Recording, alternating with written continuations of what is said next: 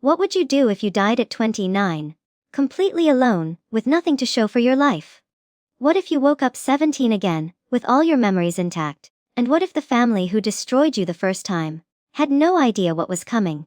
This is the story of Elizabeth Ellis, a girl who lived her entire first life putting everyone else first. A girl who died forgotten and unloved. But death wasn't the end of her story. It was just the beginning. I stand at JFK's departure terminal, watching my family's plane taxi away without me. Again, the familiar sting of abandonment washes over me, but this time, I'm smiling. My phone buzzes with a late text from my sister. "Sorry, Ellie. Dad thought you were in the other car." I clutch my useless boarding pass, feeling the plastic edges dig into my palm. But unlike last time in my previous life, when I broke down sobbing on this very floor, today I smile. The DAG view is almost comical. They've abandoned me at the airport for the family emergency trip to Grandma's bedside. Just like before. Only now I have foreknowledge, resources, and a plan. I tap my other phone, the one they don't know about. "James, prepare the citation, same destination." Being reborn with my memories intact was disorienting at first, but moments like these, they make it all worthwhile. 4 days earlier, my family had gathered in our suburban home's living room. The scene unfolded exactly as I remembered it. Every word, every gesture, every cruel dismissal. My sister Vanessa monopolized the conversation, reminding everyone she was Grandma's favorite. Her perfect blonde hair caught the afternoon light as she spoke. She specifically asked for me to come right away. Vanessa said, twirling a strand around her finger. "We have that special connection, you know." My father nodded along, his attention fixed on Vanessa, as if she were delivering prophecy instead of manipulation. His reading glasses slid down his nose as he patted her hand affectionately. "Of course she did. Sweetheart," he murmured with the warmth he'd never shown me. Mother busied herself with travel arrangements on her laptop. Her manicured nails clicked against the keyboard in sharp, efficient strokes. "Ellie," she said without looking up, "would you be able to take a later flight? Seat availability is limited on the first one."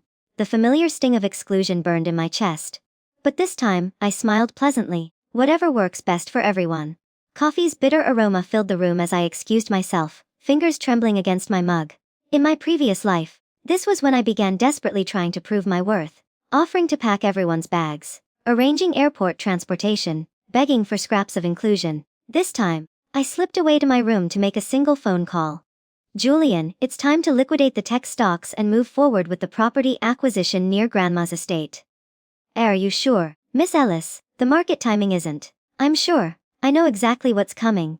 I hung up and allowed myself a small smile. In my first life, I died at 29 without accomplishing anything meaningful. Always putting my family's needs before my own. Always believing their lies about love and loyalty. When I mysteriously awakened back in my 17-year-old body with all my memories intact, I promised myself things would be different. Vanessa entered my bedroom without knocking, a habit she'd maintained since childhood. The door banged against the wall as she strode in, heading straight for my closet like she owned everything in it. "Hey, can I borrow your navy dress for the trip?" she asked, already rifling through my hangers. Not waiting for permission. Never waiting for permission. "You won't need anything nice anyway," she continued, her voice dripping with casual cruelty. "You'll probably just stay at the house while we visit Grandma at the hospital." I could smell her cloying perfume. The expensive one Dad bought her for no special occasion. I watched her remove the dress from its hanger, the delicate fabric dangling from her fingers as if it already belonged to her. In my past life, I'd meekly agreed.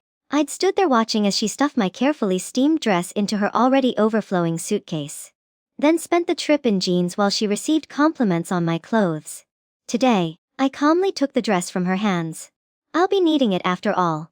Her eyes narrowed with surprise. Those perfectly sculpted eyebrows arching upward in shock. "Since when do you stand up for yourself?" she asked, laughing awkwardly. I provided no explanation, simply returned the dress to its place. For a moment, she stood frozen, unused to resistance from me, uncertain how to respond. "Whatever," she muttered, backing out of my room. "It probably wouldn't fit me right anyway." But her voice carried confusion. This new boundary had rattled her. Good, my phone chimed softly. A notification from my private banking app confirming my latest 7-figure acquisition. I quickly silenced it and slid the phone under my pillow before Vanessa's curiosity could draw her back. I found Dad in his wood-paneled study. The leather chair creaked as he reviewed family finances. The familiar scene of him frowning over spreadsheets, whiskey glass sweating rings onto expense reports. The room smelled of leather, wood polish, and the faint soreness of anxiety. He looked up, startled to see me in the doorway. I rarely entered his sanctuary in my previous life, too intimidated by his perpetual disappointment. "Ellie," he said, removing his glasses. "Good timing. I wanted to talk to you about the upcoming semester." I knew what was coming. I had lived this moment before. "College tuition is tight this year." He began with the same rehearsed concern as before. "With Vanessa's master's program and these unexpected trips to see Grandma." I waited silently, watching him shift uncomfortably under my steady gaze. "I'm thinking you might need to defer a semester," he finally said. "Like responsible adults sometimes need to do. Your sister never complained when we asked her to make sacrifices. But she never actually made any, I thought. But didn't say." Instead, I looked at the family photo on his desk, taken at Vanessa's graduation. I was half cropped out, my smile strained as I stood at the edge of the frame. Always at the edge, always the afterthought. "I understand priorities," I said, voice steady. His relief was palpable. The tension in his shoulders relaxed as he assumed I'd surrendered again. Just like always, the setting sun cast shadows across golf trophies he'd won with his colleagues. The same colleagues he took on business trips instead of me. "That's my practical girl," he said, already turning back to his papers. Dismissing me from his thoughts. "Your mother and I always say you have such a good head on your shoulders. Not emotional like your sister. Not worth investing in," is what he meant. "Dad," I said from the doorway. "Did you ever actually set up that education fund Grandma gave you money for, the one specifically for my college?" His hand froze mid-page turn. "Why would you ask about that now?" I smiled, just curious about my financial future. The look of momentary panic on his face confirmed what I already knew. The money was gone. Spent on Vanessa's dreams and his failed ventures. In the kitchen, Mother prepared dinner while simultaneously coordinating with her charity board on speakerphone.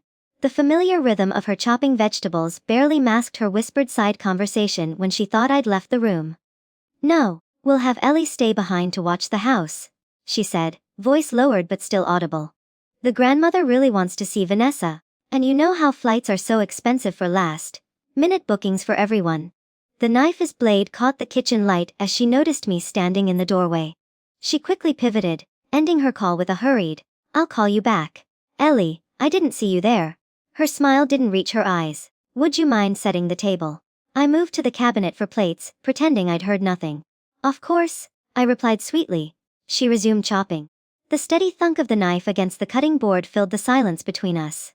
"You know," she said casually, "this might be a good weekend for you to catch up on studying while we're gone. The house will be so quiet." The herbs she was crushing released their sharp scent as I volunteered to help with dinner. As we worked side by side, she mentioned casually that Vanessa might need my support during this difficult family time. "She's always been so sensitive about Grandma," Mother said, wiping her hands on her apron. "They have such a special bond." The irony burned like acid. In my past life, I was the one hospitalized for anxiety after being abandoned at the airport. While Vanessa enjoyed Grandma's inheritance discussions, my sister had texted me selfies from Grandma's garden, complaining about being stuck with old people all weekend while I was sedated in a hospital bed. My panic attack dismissed as typical Ellie dramatics. "I'm sure she'll manage," I said, carefully arranging silverware on the table. "Vanessa's always been so strong." Mother beamed at the compliment to her favorite daughter. "That's true. But still, family supports family." "Yes," I agreed, my voice gentle. "I've always believed that." What she didn't know was how differently I now defined family, and that her definition had failed its last test. Standing in the bustling terminal, announcements echoing overhead, I watched their plane depart. The massive jet lifted from the runway, carrying my so-called family to Grandma's estate without a second thought for the daughter they'd left behind. In my previous life, this moment broke me. I remembered collapsing into a plastic airport chair, sobbing so hard a concerned stranger called medical assistance. The humiliation of trying to explain between gasping breaths that my family had simply forgotten me. The disbelief on the paramedics' face as they checked my vitals and suggested I might be having a breakdown unrelated to the circumstances. But today, instead of panic, I felt liberation. I texted James to ready my private jet, purchased through shell companies after my rebirth, then walked calmly toward the executive terminal on the other side of the airport. My heels clicked confidently against the floor as I left behind the crowded commercial spaces for the hushed exclusivity of private aviation. The scent of stale airport coffee was replaced by fresh, cut flowers and leather of the private lounge. The receptionist greeted me by name. "Good morning, Miss Ellis. Your plane will be ready for boarding in 15 minutes. May I get you anything while you wait? My phone buzzed incessantly with belated apologies from my family. Mom. Ellie, we're so sorry. Just realized you weren't on the plane. Dade, miscommunication on our part. Can you get an Uber to the main terminal and book yourself on the next flight? Save the receipts. Vanessa, OMG, they forgot you again. Classic. I responded with a simple, no worries. I'll figure something out. What they didn't know. I'd already figured everything out, including accessing the trust fund Grandma secretly established for me years ago. The one my father had managed into his own accounts in my previous life. As I sipped sparkling water in the quiet lounge, waiting for my private plane, I thought about how differently things would unfold this time around. I timed my arrival perfectly, instructing my driver to pull up to Grandma's estate just as my family was settling in. The black town car crunched over the gravel driveway, the sound announcing my presence before they could see me through the windows. The sprawling Victorian mansion looked exactly as I remembered it. Pale yellow clapboard with white trim, wraparound porch dotted with wicker furniture. Meticulously maintained gardens stretching in every direction. In my previous life, I'd arrived here a day late, exhausted from booking my own economy flight and taking 3 buses from the airport. By then, they'd already established their routines and territories, leaving me the small guest room above the garage. This time, I stepped out of the luxury car wearing my navy dress, the one Vanessa had wanted to borrow. Oversized sunglasses that had belonged to my grandmother in her youth completed the look. The driver retrieved my designer weekend bag from the trunk and placed it beside me with a respectful nod. The front door swung open as I approached the steps. Vanessa froze in the doorway, her expression shifting from shock to confused to calculating in rapid succession. Ellie. She stepped onto the porch. How did you? Before she could finish, our parents appeared behind her, their faces mirrors of astonishment. How did you get here? Father demanded, his voice carrying across the garden. I smiled, ascending the steps with unhurried grace. A kind friend with connections helped me after you left. I kept my explanation deliberately vague. I couldn't miss seeing Grandma. Could I? The grandfather clock in the hallway ticked loudly in the silence as they absorbed my unexpected appearance. Vanessa's eyes narrowed suspiciously while Mother suddenly became overly solicitous. You must be exhausted, dear. Let me make you some tea, she offered, her hospitality performative now that Grandma might be watching. I accepted graciously, stepping past them into the foyer. There I caught Grandma's knowing gaze from her armchair by the window. Sunlight illuminated her face, highlighting the shrewd intelligence that age hadn't diminished. She always saw through the family dynamics, and now she saw something new in me. Elizabeth, she called, using my full name as she always had. Come sit with me while they fetch your tea. As I joined her, I noticed my parents exchanging nervous glances. In their script, I wasn't supposed to arrive at all. Or if I did, I was supposed to be a day late. Properly chastened by their abandonment and grateful for any scraps of inclusion they might offer. You look different, Grandma observed quietly, her fragile hand finding mine. Do I asked, squeezing her fingers gently. Yes, she said, her eyes sharp despite her weakened body. You look like me. In Grandma's study, wood-paneled and smelling of old books and lemon polish, I volunteered to help her organize some paperwork. The rest of the family was occupied with bringing up more luggage and claiming the best guest rooms. Grandma dismissed her nurse with a wave, waiting until the door closed behind the woman. You've changed, she whispered once we were alone. I could see the blue veins visible on her fragile hand as it covered mine. I said nothing, simply meeting her gaze steadily. In my previous life, I was too timid to ever be alone with her. Too afraid of saying the wrong thing or being judged unworthy. I'd wasted the precious little time we had left. Something's different about you, she continued. You remind me of myself at your age, before I let your grandfather's family dictate my choices. I confessed nothing but recognized her perception. She was always more observant than anyone gave her credit for. I'm updating my will, she said abruptly, gesturing to the leather portfolio on her desk. And I have questions about your education and future plans. My education? I repeated, knowing exactly where this conversation was headed. Yes, the fund I established for you when you were born. Your father tells me you've been accessing it.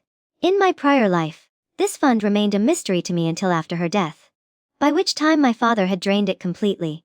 I haven't touched any fund, I said truthfully. But I'd be interested to know more about it.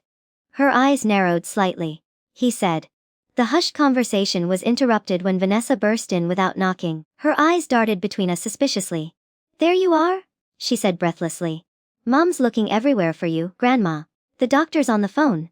Through the study window, storm clouds gathered on the horizon, matching the tension that had entered the room.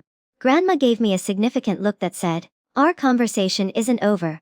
Later that evening, after dinner, Father cornered me in the hallway outside my bedroom.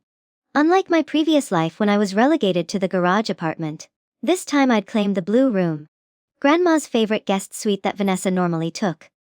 "I notice you've been spending quite a bit of time with your grandmother," he said, attempting casual conversation while blocking my path to my door. "Just making the most of our visit," I replied with a pleasant smile. "And this sudden interest in her affairs?" His voice hardened slightly. "I simply want quality time with her," I said, leaving unsaid that in my previous life, this visit preceded her passing by 3 months. Time I'd squandered trying to please everyone else while they kept me away from her. Father's eyes narrowed. "Just be careful what you discuss with her. She's easily confused these days." The lie hung between us. Grandma's mind was as sharp as ever. It was her body that was failing. We both knew it, but only one of us had reason to fear her mental clarity.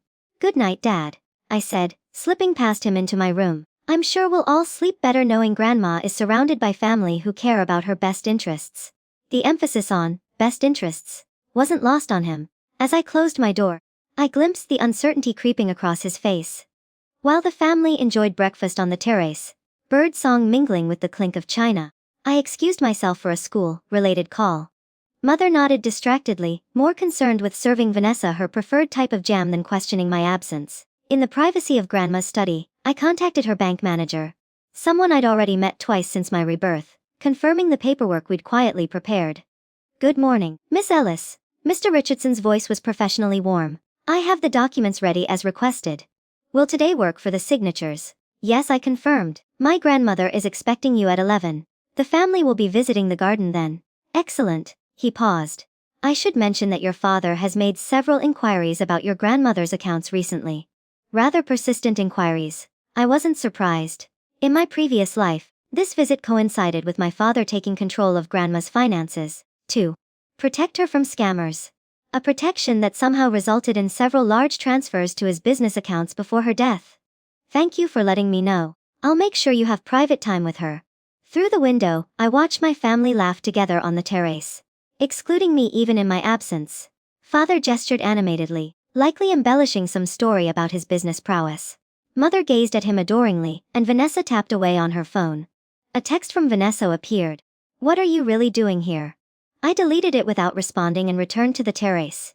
A server was refilling porcelain cups with jasmine tea, steam rising delicately into the morning air. "I was thinking," I announced as I took my seat, "we should all visit Grandma's favorite garden spot today. The roses are in bloom and she mentioned wanting to see them." "That's actually thoughtful, Ellie," Vanessa said with surprise. As if basic consideration was beyond my capabilities. "What a lovely idea." Mother agreed, clearly relieved I wasn't causing problems. Father checked his watch. "Perhaps after lunch. I have some calls to make this morning." "Grandma suggested 11. I said firmly. "The light is best then, and she tires in the afternoon." I didn't mention that 11 was when Mr. Richardson would arrive discreetly with documents requiring Grandma's signature. Documents that would freeze my father's access to her accounts pending routine verification. A process I knew from experience would reveal his unauthorized transfers and questionable management. 11 it is. Father agreed reluctantly, unaware that his financial manipulations were about to be discovered. As I sipped my tea, I caught Grandma watching me from her window above, a slight smile playing at the corner of her mouth. For the first time, I felt like someone in this family truly saw me. 2 weeks after returning home from Grandma's, Mother announced another urgent family meeting in our living room. The evening air felt heavy with unspoken tension, ceiling fans spinning lazily overhead. We gathered on the uncomfortable formal furniture reserved for important discussions. The kind that usually ended with me making sacrifices. "We need to discuss a financial situation." Father began pacing in front of the fireplace. His shirt sleeves were rolled up, tie loosened. His visual shorthand for stress. They'd discovered the financial freeze. It was only a matter of time before Grandma's bank contacted him about the audit. There seemed to be some banking irregularities with Grandma's accounts. He continued, careful not to look directly at me. "Temporary, I'm sure, but it means we need to make some adjustments." Mother perched on the edge of the sofa, her posture rigid.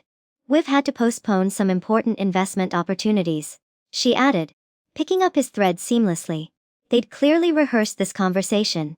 Vanessa examined her manicure with feigned disinterest, but I caught the worried glance she shot father. The thing is, Mother continued, her voice taking on the gentle tone she used when delivering bad news to me specifically. We think it would be best if you withdraw from college this semester, to help the family through this rough patch. Vanessa shot me a triumphant look from behind our parents' backs. In my previous life, I'd capitulated immediately. I'd sacrificed my education and drained my savings to help them, only to discover later they'd used the money for Vanessa's European summer program, disguised as an educational opportunity Dad had earned through business connections. I nodded thoughtfully, watching the relief spread across their faces at my apparent compliance. I'll see what I can do, I promised vaguely. While beneath the coffee table, my fingers sent a pre-composed email to Grandma's lawyer detailing this exact conversation. Father's shoulders relaxed visibly. That's my practical girl. If only he knew how practical I'd become. The next day, I casually mentioned receiving an unexpected internship offer during dinner. The announcement landed like a stone in still water, creating visible ripples of disruption around our dining table. An internship? Mother repeated, her fork pausing halfway to her mouth. What firm? Ellis Venture Capital. I replied, naming the company I'd established months ago with my reborn knowledge of future market trends. They specialize in early technology investments. A father frowned. I've never heard of them. They're relatively new, but growing quickly, I explained, taking a sip of water to hide my smile. The position starts next week. Next week. Mother's voice rose slightly, but that conflicts with our family bonding trip. The hastily planned trip was their transparent attempt to approach Grandma again about finances. A strategy I remembered from before. Thunder rumbled outside as father set down his utensils with deliberate care. Ellie, family comes first. Especially during difficult times. You know that. Mother nodded in agreement.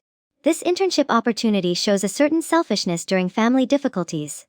The accusation hung in the air between us. In my previous life, these words would have devastated me, sent me spiraling into guilt and compliance. Vanessa openly scoffed from across the table. What qualifications do you even have for venture capital? You've barely finished a year of college. The sharp scent of rain wafted through open windows as I quietly stood my ground. I've already accepted the position. The position is paid and includes credit toward my business degree. It's an opportunity I can't refuse. What I didn't tell them, the firm was actually mine, established with a portion of the funds I'd quietly reclaimed from the trust Grandma set up for me. Funds my father had been siphoning away for years. Their faces flashed with unmasked anger at this small rebellion. A rare moment of honesty in our family dynamic. For once, they weren't pretending to have my best interests at heart. We'll discuss this later, Father said tightly, effectively ending the conversation. But not the conflict. As thunder crashed closer to the house, I noticed Mother typing rapidly on her phone beneath the table. No doubt messaging Father about how to handle this unexpected resistance. Father burst into my room without knocking the next morning. His face flushed with anger. The door banged against the wall as he stormed in, waving papers in his hand. What are these? He demanded, thrusting bank statements in front of my face. I recognized them immediately. Notices from Grandma's bank about the education fund he'd been managing. In my previous life, I never saw these documents until after both Grandma and I were dead. I remained seated at my desk, maintaining a calm exterior despite my racing heart. They appear to be bank statements. Don't play dumb, he snapped. Have you been talking to your grandmother's financial advisors?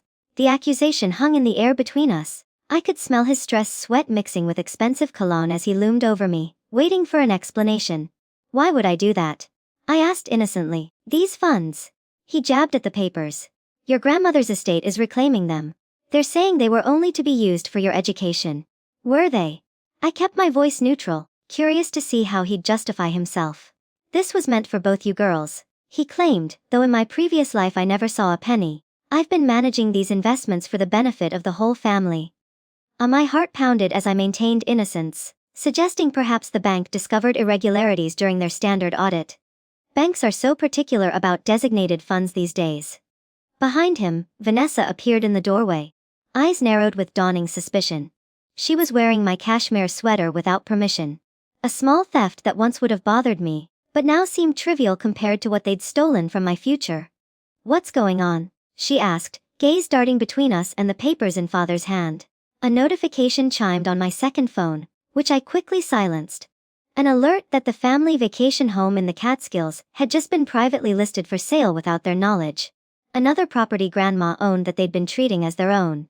Nothing that concerns you, father told Vanessa, but his voice lacked conviction. He turned back to me. This conversation isn't over. But it was. He just didn't know it yet. At a neighborhood gathering that weekend, garden lights twinkled as evening fell. Mother had insisted we all attend to maintain appearances. The Ellis family stands together during challenging times. She'd reminded us during the car ride over. I mingled separately from my family, observing from a distance as Mother urgently controlled rumors about our family's financial situation. Mrs. Abernathy from the garden club had apparently inquired about why we'd listed our vacation home. Just a misunderstanding with the property manager, Mother explained smoothly, but the tension in her smile was visible even from where I stood. Ice and drinks clinked like tiny alarms as neighbors exchanged glances. Our community thrived on gossip, particularly regarding downfalls of the seemingly successful. When introduced to Mother's charity board friends, I innocently mentioned the foundation that was considering my proposal, the same organization that, following an anonymous tip, was now auditing Mother's committee for financial discrepancies. The Youth Education Fund, Mrs. Richardson clarified, interest peaked. They're very selective about their partnerships. Yes, they're reviewing my proposal for a community project supporting underprivileged students. I explained. Students like I would have been after they sabotaged my education in my previous life. The scent of grilled food mingled with expensive perfume as Mother appeared beside me, gripping my arm too tightly, smile fixed. What proposal? She asked through clenched teeth. Just something I've been working on. I replied vaguely. Did you know the fund is conducting a full audit of all their community partners? They're very thorough about financial transparency. Mother's face paled slightly. In my previous life, I'd discovered after her death that she'd been skimming from charity donations for years. To supplement her shopping habits, always careful to take small enough amounts that the discrepancies could be attributed to accounting errors. How interesting, she managed. Ellie, I think your father needs help with the drinks. As she steered me away, her nails digging into my arm, I caught the curious glances of her board friends. The seed had been planted. Within days, Mother would be removed from the board pending investigation. Just as happened before, but this time much earlier. And with my subtle guidance. My family staged an intervention Sunday afternoon, positioning themselves strategically around our living room. Mother and father occupied the sofa, a united front. Vanessa perched on the armchair beside them. I was directed to the uncomfortable ottoman across from them. Physically lower, isolated, outnumbered. Afternoon shadows stretched across the floor as father cleared his throat to begin the rehearsed speech. Ellie, we're concerned about your recent behavior, he started, hands clasped between his knees in a pose of fatherly concern. This sudden secretive behavior, these independent decisions without family consultation. It's not like you, Vanessa interjected, unable to resist the jab. Not like the old you. Mother shot her a warning glance before turning to me with practiced empathy. Sweetheart, we're worried you're abandoning our family values. The Ellis family has always operated as a unit, making decisions together, the familiar strategy, ganging up to reinforce compliance. It felt almost nostalgic. In my previous life, these family meetings inevitably ended with me in tears, apologizing for imagined transgressions against family harmony. Your internship, your sudden interest in grandma's finances, these proposals you're working on without telling us. Father listed my apparent sins while Mother dabbed at non-existent tears. We've always supported you, she claimed, conveniently forgetting the college semesters I'd lost, the opportunities diverted to Vanessa, the systematic undermining of any independence I'd attempted. Vanessa scrolled through her phone, occasionally looking up to add criticism. Plus, you've been weird ever since we got back from grandma's. Like, you think you're better than us or something. The central air conditioning hummed as I listened patiently to each accusation. Each manipulation. Each attempt to reassert control over me. When they finally ran out of rehearsed points, an expectant silence fell over the room. They were waiting for my usual capitulation. The tearful apology. The promises to do better.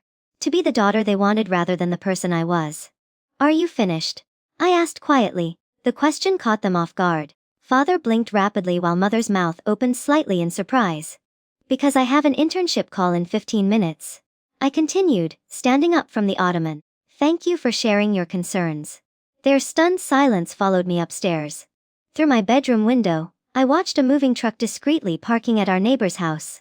The house I'd just purchased through my company as the first step in acquiring our entire block for redevelopment. In my previous life, our neighborhood was demolished for luxury condominiums 2 years after my death. the property values tripling overnight. This time, my family wouldn't benefit from the windfall, but I would. The call came at dawn. Birds just beginning their chorus outside my window. My private phone, the one my family didn't know about, vibrated against my nightstand. Miss Ellis. The nurse's voice was gentle but direct. Your grandmother passed peacefully in her sleep about an hour ago. She had no pain. Grief tightened my throat despite my preparation for this moment. In both lives, I loved her truly. Perhaps the only person in my family I could say that about with certainty. Thank you for calling me first. I managed to say. Of course. You're listed as her emergency contact. Unlike last time when they delayed telling me, until after the funeral arrangements were made, I was the first to know.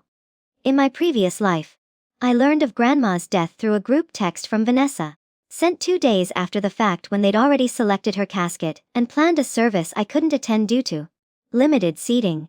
The morning light cast long shadows across my room as I processed my grief differently this time, having made the most of our remaining time together. Our weekly private calls, the documents we'd reviewed together, the truths we'd finally shared, all precious memories I didn't have before. I dressed with deliberate care and crossed the hallway to my parents' bedroom. Father answered my knock in his bathrobe, irritation at the early disturbance evident until he saw my face. It's Grandma, I said simply. She's gone. The news rippled through our household like a stone dropped in still water. Mother emerged from the bathroom in her silk robe, face half made up. Vanessa stumbled bleary-eyed from her room, clutching her phone. How do you know? Father demanded, suspicious even in grief. The nurse called me? I replied calmly. Why would they call you first? Mother asked, her voice sharp despite her attempt at a sorrowful expression. I didn't answer directly.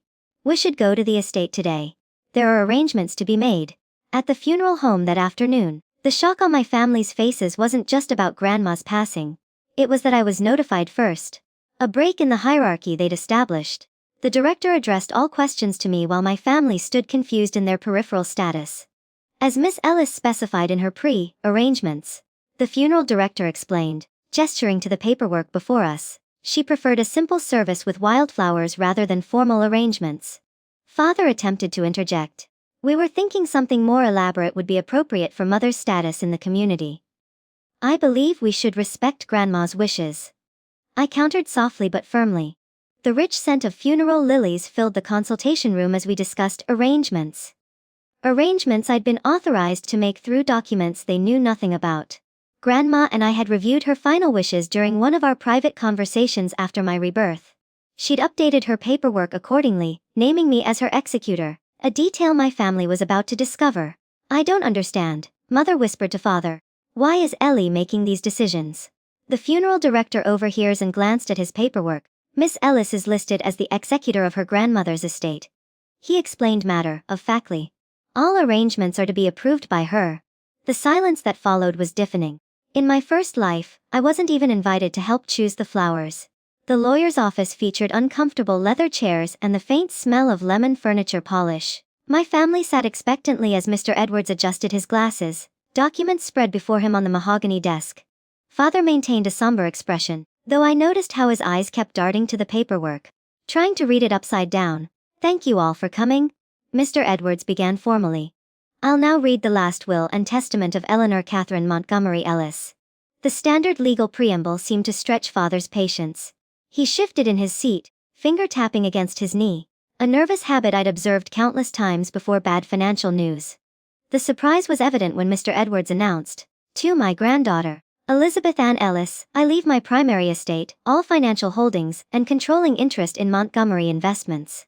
Father's face flushed crimson as he interrupted, rising half out of his chair. There must be some mistake. My mother discussed her intentions with me extensively. There's no mistake, Mr. Edwards replied calmly. Montgomery Ellis updated her will 3 months ago. Of sound mind and with multiple witnesses present. This is obviously manipulation, Father insisted, gesturing toward me without looking in my direction. My daughter has no experience managing assets of this magnitude. My mother would never. Your mother did, Mr. Edwards cut him off, removing his glasses. And she specifically instructed me to inform you that this decision was made with full awareness of how her previous arrangements were being managed. Mother's composure cracked as Mr. Edwards continued reading. She learned the family home, technically owned by Grandma but generously lent to them, now belonged to me as well. This can't be legal, she protested weakly. "I assure you it is entirely legal," Mr. Edwards responded. Montgomery Ellis was extensively evaluated for competency before these changes were made. Vanessa's shocked whisper carried clearly in the tense silence. "This can't be happening." Outside the window, a gentle rain began, matching the tears I didn't shed. The inheritance was substantial. Far more than I remembered from my previous life, when most of it had mysteriously diminished before being distributed through Father's management. As Mr. Edwards concluded the reading, Father attempted one last protest. "My daughter is barely 20. She can't possibly manage these assets without proper guidance." "Mrs. Montgomery Ellis anticipated your concern." Mr. Edwards replied smoothly. "The assets will be managed by Montgomery Trust with quarterly oversight. Elizabeth has already met with the trustees." It was the final blow. Father sank back into his chair, defeated by his mother's checkmate. In the midst of family chaos following the will reading, my phone rang with an urgent call requiring my presence at my downtown office, an office they didn't know existed. After several attempts to dismiss them, I reluctantly agreed to let my family accompany me, if only to end their increasingly desperate demands for explanation. The sleek black company car arrived promptly, the driver opening doors with practiced efficiency. My family crowded into the vehicle, their questions coming rapid fire as we navigated through midday traffic toward the financial district. "What office?" Father demanded for the third time. "You'll see," was all I offered. The elevator ascended smoothly to the 30th floor, carrying my confused family who'd insisted on accompanying me after I mentioned it concerned Grandma's business interests. The brushed steel door slid open to reveal a modern space with Montgomery Ellis Ventures prominently displayed on the reception wall. And beneath it, my name as CEO. "Welcome back, Miss Ellis." The receptionist greeted me professionally. "The Tokyo team is on standby for your call," and Mr. Nakamura sent over the revised projections. My family stood frozen in disbelief as I accepted a tablet from my assistant, reviewing the morning's reports with practiced ease. The panoramic windows showcased the city skyline as my assistant handed me reports requiring immediate attention. "How long has this been happening?" Mother asked faintly, sinking into one of the reception area's sleek chairs. "About a year," I replied casually, signing off on a document my assistant presented. My family slowly recognized faces in the office photos displayed along the hallway. Grandma's former business associates now reporting to me. Executives who once barely acknowledged my existence now nodded respectfully as they passed. "These are Mother's people," Father said, bewildered. "Henderson was her CFO for 15 years. And now he works with me," I confirmed, leading them into my corner office with its commanding view of the city. The space was deliberately designed to project authority. Minimalist furnishings and rich materials. Abstract art selected for its investment value rather than aesthetics. Awards and credentials displayed with subtle prominence. Father approached a framed photo on my credenza. Grandma and me at what appeared to be a board meeting, both of us smiling at the camera. The date stamp showed it was taken 6 months ago. "I don't understand," he said, voice uncharacteristically vulnerable. The scent of fresh coffee permeated the conference room adjacent to my office, where I directed my family to sit. My assistant brought in a tray of refreshments before discreetly withdrawing. "For the past year," I explained, taking the seat at the head of the table, "I've been running the second company Grandma established. The far more successful one she kept separate from your management." A father flinched visibly at the implied criticism.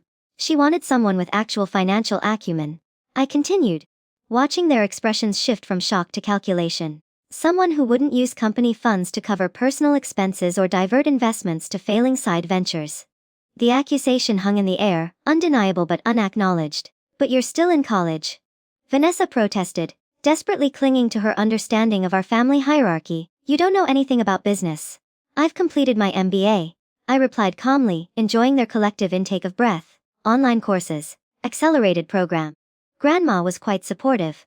The revelation of my secret life, of abilities and accomplishments they never bothered to notice, settled over the room like a heavy blanket. For the first time, they were seeing me as I truly was.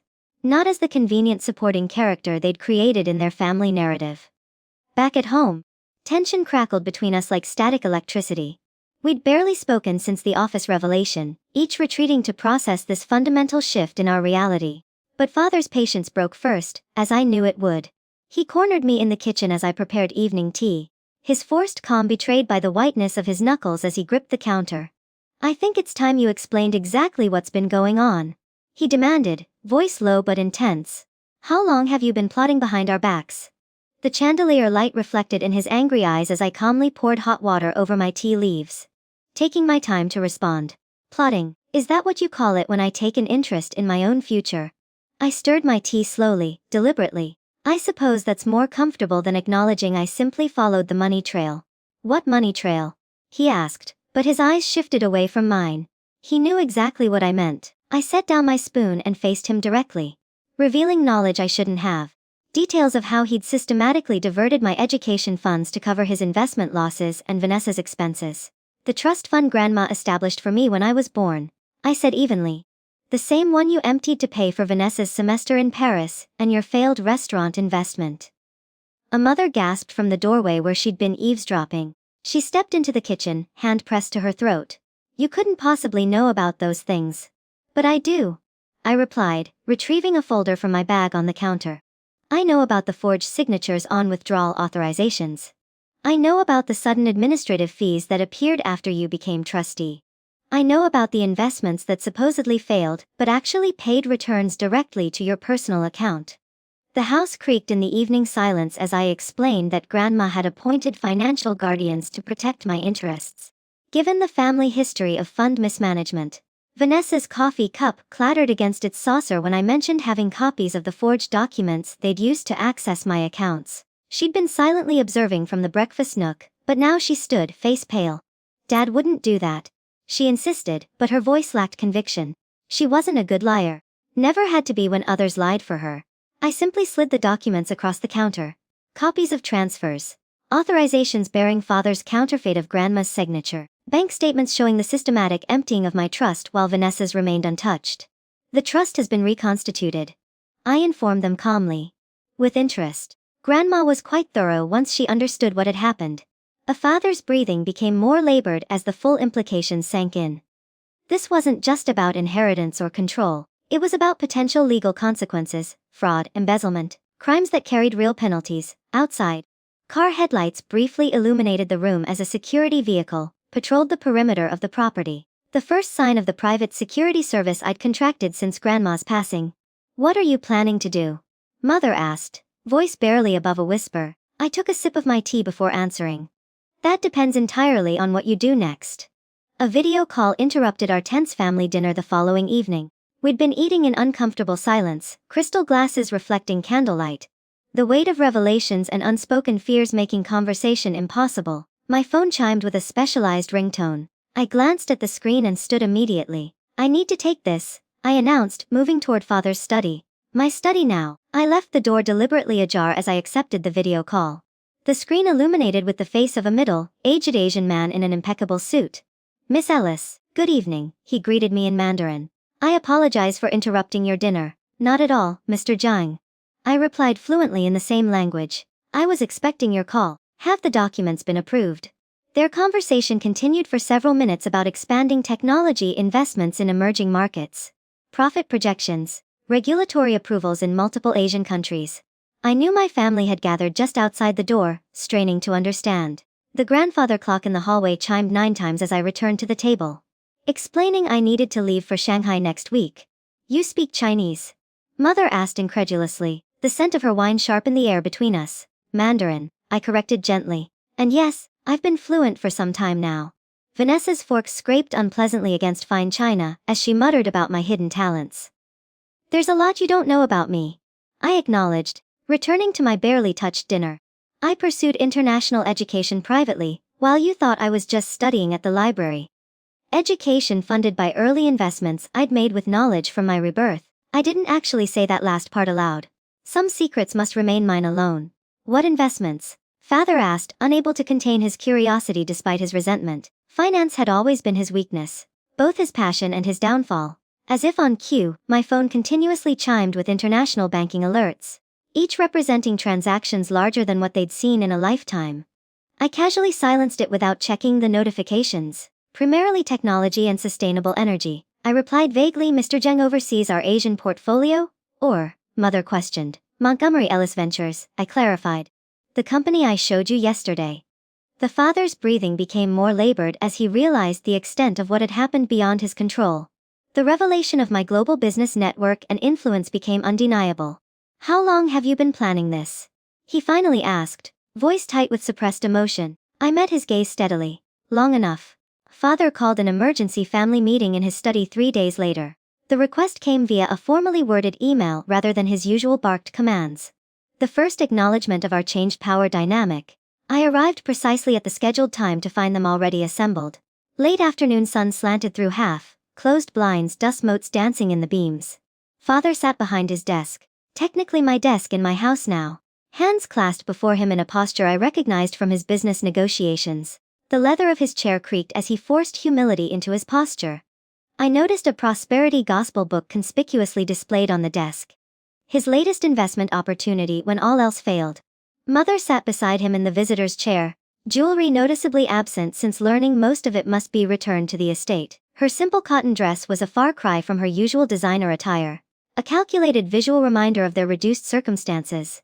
Vanessa stood by the window, arms crossed defensively. Her expression alternated between resentment and calculation as she watched me take the remaining seat.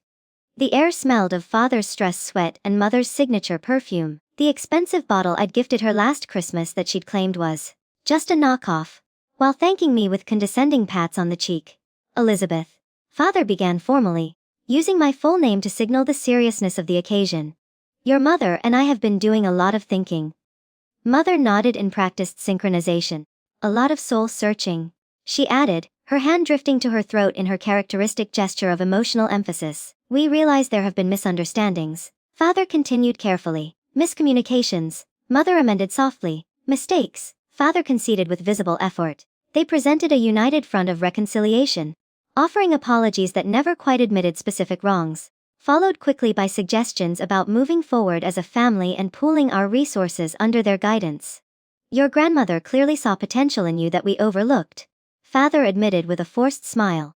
But now we have an opportunity to combine your inheritance with our experience to truly build a family legacy together. The wall clock ticked loudly in the silence after their proposal. And what role do you envision for me in this family legacy? I asked, genuinely curious how they'd rewritten the narrative in their minds. Junior partner. Of course, Father replied without hesitation. You'd have input on major decisions with guidance from those with more experience. By which he meant himself. You'd have a seat at the table.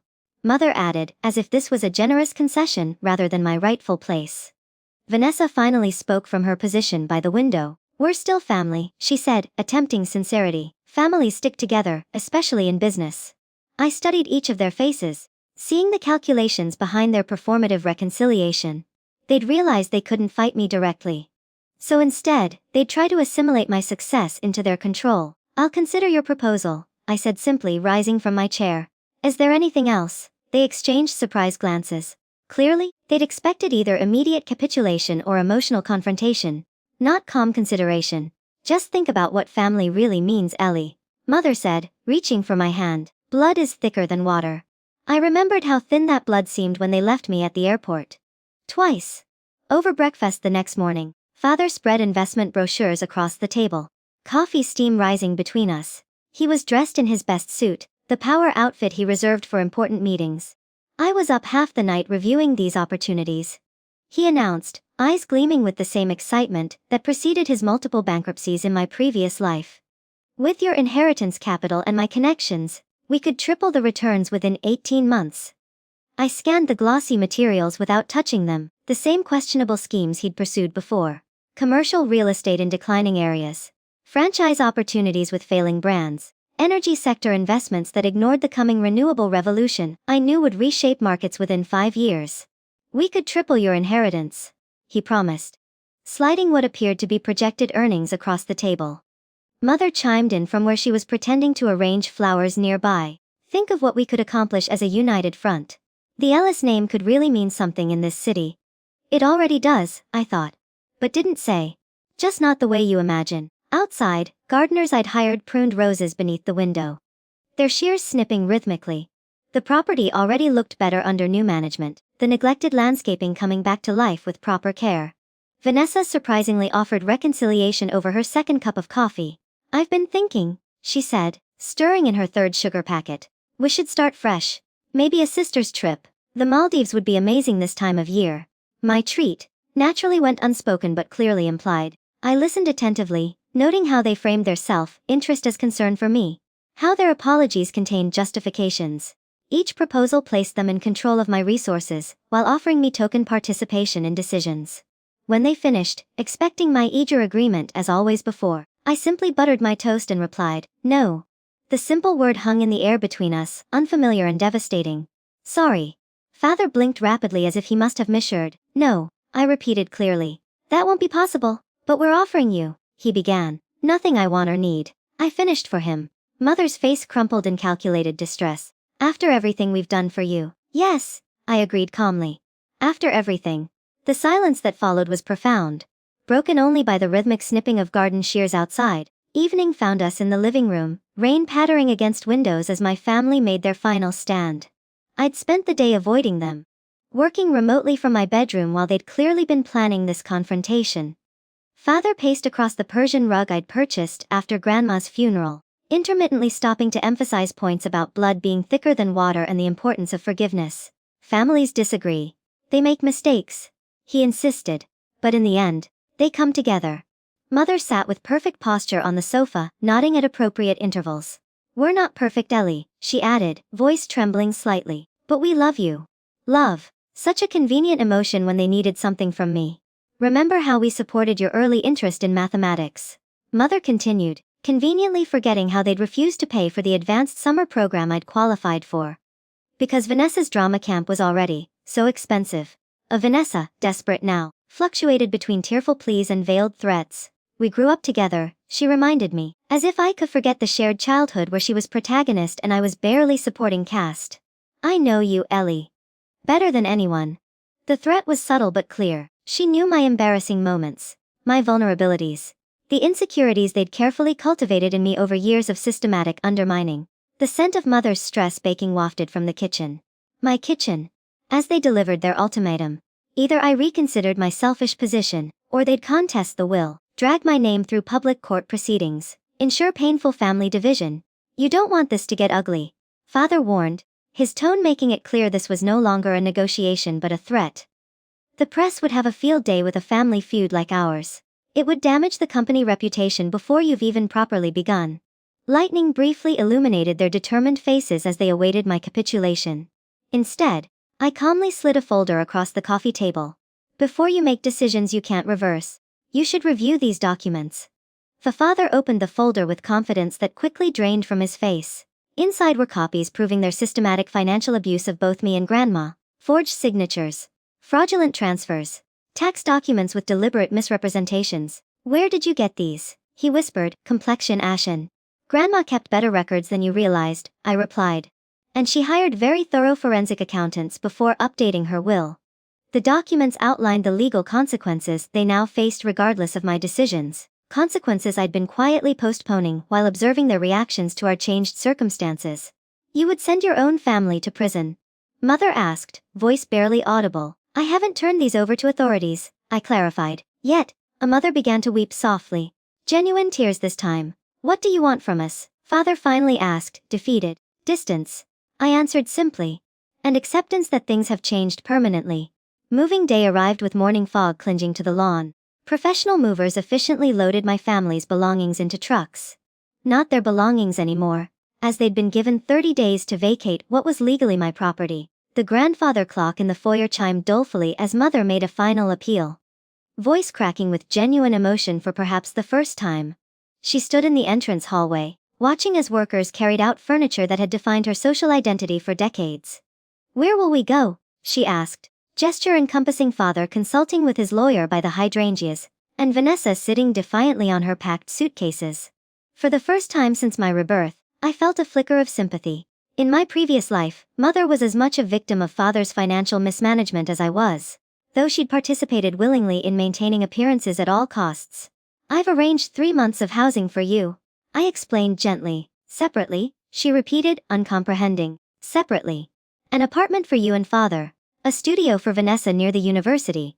The arrangements had been simple enough with my resources. "Time for each of you to reconsider your priorities." Father approached with practiced contrition, hand extended for a final handshake. He'd abandoned threats for one last attempt at manipulation. "Ellie," he said quietly. "Is there anything I can say to change your mind?" "Anything at all." The morning sunlight broke through clouds, warming my face as I considered his question with genuine reflection. Was there anything he could say? Any magic words that would erase years of neglect, manipulation, and outright theft? No, I answered simply, making no move to accept his outstretched hand. His arm dropped slowly to his side. For just a moment, I glimpsed real regret in his eyes. Not for his actions, but for the consequences he now faced. Their car doors slammed with finality as they left. Separate cars heading to separate futures without my financial support. I watched from the front steps as 3 vehicles pulled away. Father's sedan turned left toward the city. Mother's compact car turned right toward the suburbs. Vanessa's borrowed hatchback followed neither, charting her own course for perhaps the first time. In my previous life, our family fractured after my death. Father's financial crimes finally catching up to him, mother retreating to a smaller life with distant relatives. Vanessa struggling without the support system that had always prioritized her. This time, they at least had the small safety net I'd provided. Not forgiveness, but perhaps a chance for redemption they'd never offered me. As the last car disappeared from view, I turned back to the empty house, my house now, and began planning the renovations that would transform it from a shrine to appearances into a home that reflected who I'd become 6 months later. I stood on the balcony of my penthouse, morning light gilding the city skyline. Coffee steam rose from my mug as I reviewed international market reports on my tablet. The air carried a hint of autumn Christmas, the city below awakening to another day of possibilities. My assistant's voice came through the intercom. Your 9 o'clock with the Educational Foundation Committee is confirmed. And Mrs. Winters would like to move your lunch to 1 if that works with your schedule. That's fine, I confirmed, making a notation in my calendar. Today's schedule felt pleasantly meaningful. A meeting with the Educational Foundation, I'd established with a portion of Grandma's inheritance. Followed by lunch with her former business partner, who'd become a mentor and friend. The foundation would award its first round of scholarships next month, providing opportunities for students who, like me in my first life, had potential but lacked family support. The doorbell chimed. A delivery of fresh flowers from my home office. White lilies, Grandma's favorite, mixed with vibrant wildflowers that reminded me of the garden at her estate, now preserved as part of a nature trust in her name. I'd created a life unimaginable in my previous existence, built on the foreknowledge my rebirth provided and the quiet strength I'd developed. The path hadn't been easy. Establishing independence never is. But it had been worthwhile. My phone occasionally showed messages from family. Mother's careful pleasantries about her new part-time job at a small gallery. Father's thinly veiled investment opportunities disguised as casual check-ins. Vanessa's alternating hostility and reconciliation attempts as she adjusted to earning her own way. I responded cordially but briefly, maintaining boundaries that would have seemed impossible before. Mother seemed genuinely happier in her simpler life, finding purpose in work she actually enjoyed rather than social climbing. Father struggled more, his identity so tied to financial success that its absence had left him adrift. Vanessa fluctuated between resentment and personal growth, occasionally showing glimpses of the person she might become without constant preferential treatment. The morning breeze carried the scent of possibility, as I prepared for another day of the life I'd consciously built, rather than the one they'd tried to force me into. Sometimes I wondered about the cosmic mechanics that allowed my rebirth. That gave me this second chance. Was it random, purposeful, a glitch in the universe? I may never know.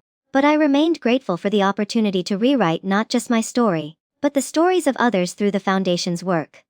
In my previous life, I died wondering if I'd ever mattered to anyone.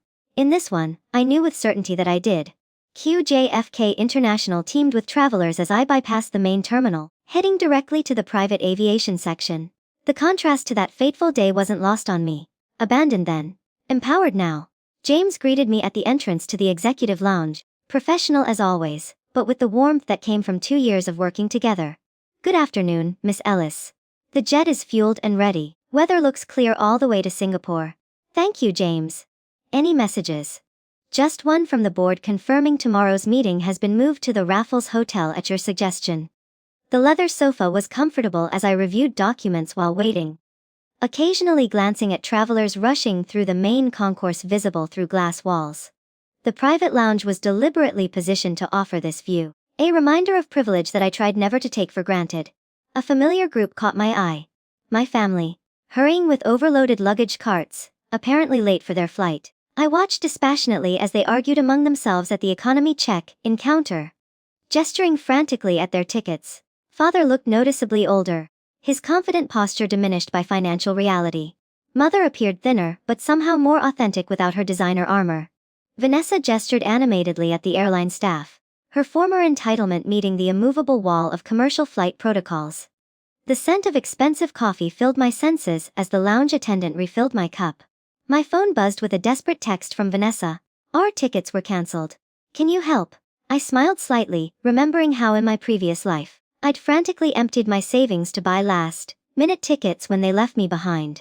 Today, I simply put my phone away and gathered my belongings as James announced my plane was ready. As I walked across the tarmac to the waiting jet, I felt a moment of perfect clarity.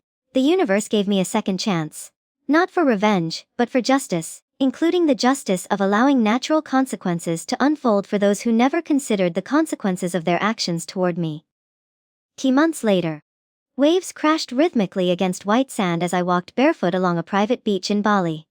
The setting sun painted the sky in impossible shades of orange and pink, palm trees swaying gently in the evening breeze. This solo sabbatical was a gift to myself after finalizing the merger that doubled my company's value. For 2 weeks, I'd traded board meetings for meditation, financial projections for sunset yoga, corporate strategy for simple existence in the present moment. My villa's lights twinkled in the distance as darkness began to fall. The beachfront property, once a distant dream, now served as both retreat and reminder of how far I'd come. During my stay, I'd received news that Father's latest venture had failed. Mother's social standing had diminished without access to family money, and Vanessa had finally taken a retail job to support herself. Through my discreet monitoring, I knew they struggled, but survived. Father's financial acumen finally directed toward living within actual means. Mother finding community in her new neighborhood. Vanessa slowly developing self-reliance. The knowledge brought no joy, only peaceful closure. I'd never wanted their destruction, only my liberation. I stopped to pick up a perfect shell, cool and smooth against my palm. In my previous life, I never took vacations, never prioritized my peace, always placing their needs above mine until my breakdown. That life ended in a hospital room, lonely and sedated, my family absent even in my final moments.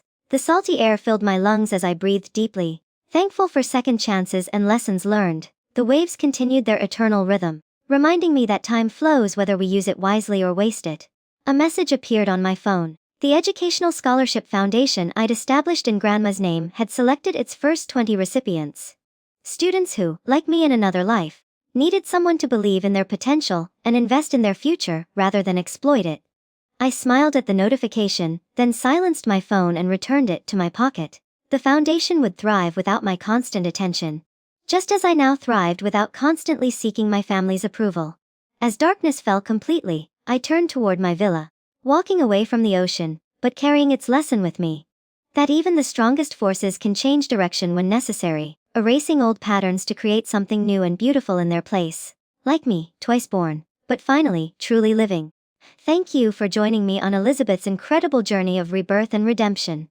Sometimes life gives us a second chance to rewrite our story, to stand up for ourselves when we never could before, to claim the power that was always ours.